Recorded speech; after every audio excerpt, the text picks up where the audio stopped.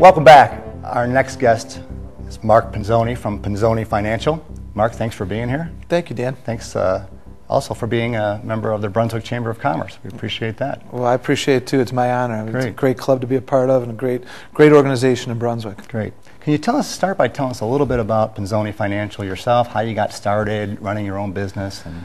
Yeah, Pinzone Financial Services was something that I started back in 1995, so it's pushing about 17 years now. I worked at a large firm before that and decided to kind of go the independent route so that I could provide close personal services, financial services to my clients, anywhere from retirement planning to college funding. And basically what we do is we try to sit down with people either at their kitchen tables or at their offices and try to determine what their financial needs are on an individual basis.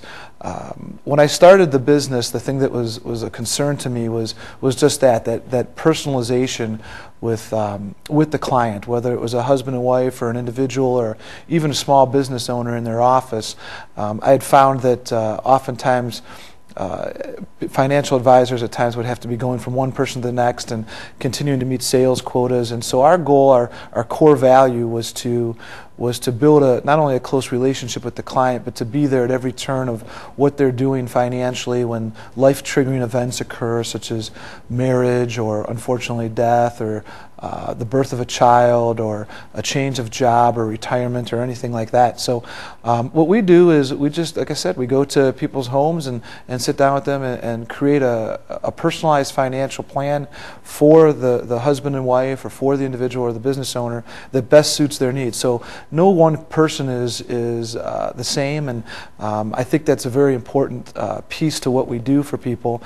Going back to that core value of what we try to do is I always felt it was important that our clients got quick personal service from an administrative side. So we have a staff of people in our office that are available to our clients on a daily basis for something as simple as changing a beneficiary on their insurance policy or their retirement plan, or if they need to withdraw money, or if they have a tax problem or other issues, we can turn them on to our networking group of attorneys and accountants and professionals in my network to help complete all the financial pieces of the puzzle. So that's basically what we do. I would say the best way to describe me is I am kind of like the local yokel financial advisor. There's some big, wonderful financial advisory firms out there that are very large in scope, and they have wonderfully big offices and great technological resources. But what we try to do is come at the other end and make sure that we help every individual, regardless of how small or how big their investment portfolio is or what they can save per month. And again, that's been kind of at the heart of what we do for people. I think that's important that you take what can be kind of a frightening experience to a lot of people, sure, and make it a one-on-one friendly focus. What makes up your best customers, or how do you find your new clients?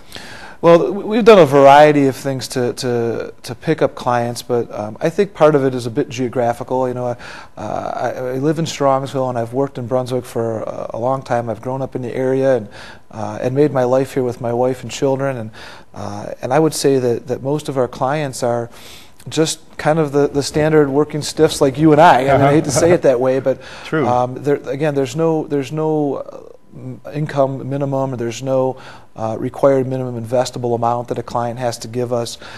So it really ranges from young to old, from high net worth to people that just want to put $50 or $100 a month away because that's what they can afford in their budget. And I think that's important. We're not an elite group.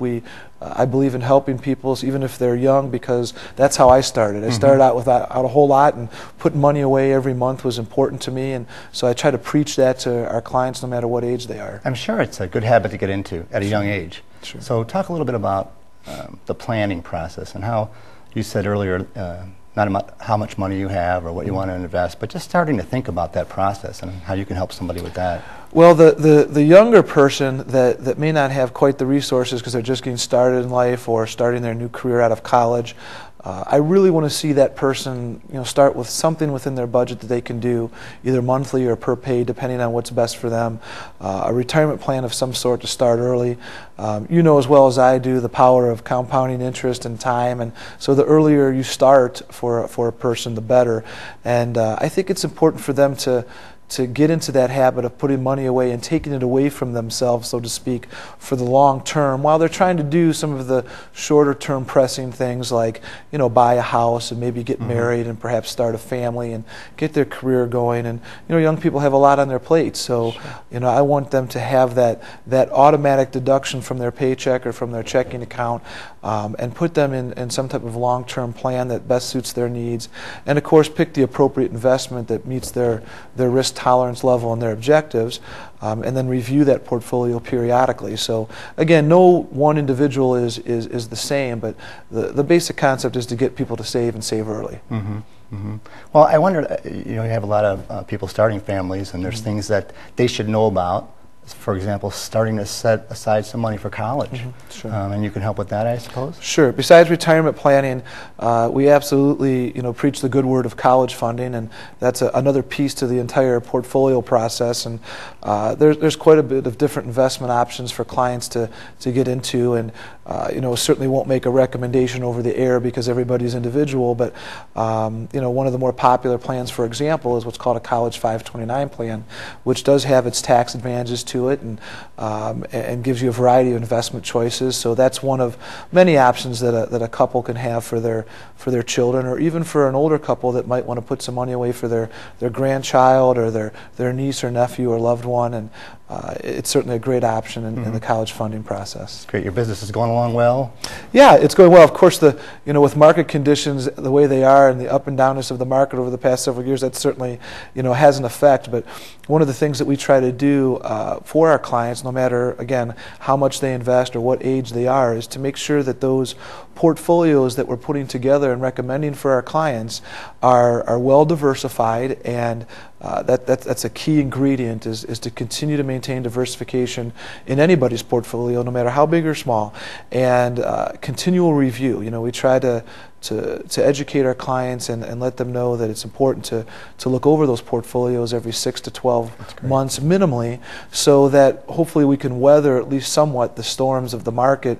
We certainly have seen some tough times, like in 2001 and certainly in 2008 with the real estate bubble and the market dropping as much as it did, and we've seen some upticks as well. So you want to be able to weather those goods and bads and continually grow your portfolio as best you can. And it's great to have someone like you to give that advice. So I just want to thank you for being here. Well, thank you very much. Thanks for being a part of the Brunswick Chamber and our community. Thank you. And wish you the best in your future. Well, I appreciate that. I appreciate the time, and the Chamber of Commerce is a great venue to meet people. I encourage people in the community to get involved with the Chamber and to meet everybody. Great. Thank you very much. Thank you. That's going to wrap up this edition of Buzz on Business.